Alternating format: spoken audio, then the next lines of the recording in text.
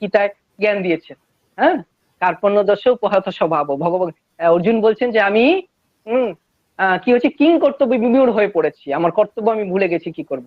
তখন ভগবান গীতার জ্ঞান দিচ্ছে। তো গীতার জ্ঞান দিচ্ছে, এবার এই জ্ঞানটা আমরা আলোচনা করছি, জ্ঞান গ্রহণ করছি। সেখানে কোনো কুকুর গরু ছাগল ভেড়া এসে বলবে যে আমি একটু বসি, আমাকে জায়গা দাও তো, আমি একটু মোবাইল দাও তো, আমি একটু অনলাইনে আমি একটু গুগল মিটে যুক্ত হবে, জয়েন করব, একটু ক্লাসগুলো ভক্তদের সঙ্গ করব, হবে? কখনোই সম্ভব নয়। তার জন্য মানুষ জন্ম হচ্ছে বড়ই দুর্লভ। যদি আমরা এইরকম অযথায় সময়ের অপচয় করি, শক্তির অপচয় করি, কি করে না এই উপাসক ওই উপাসক ওই উপাসক করে যদি আমরা সময় অপচয় করি, তাহলে কিন্তু আমাদের জীবন বৃথাই এই নষ্ট হয়ে যাবে। তার জন্য আমাদের আচার্যরা বলেছেন যে গাছের গোড়ায় জল দিতে। আমরা এক জায়গায় যদি জল দিয়ে দিই, তাহলে কি হবে না, গাছের প্রত্যেকটি শাখা প্রশাখায় জল পেয়ে যাবে। আমাদের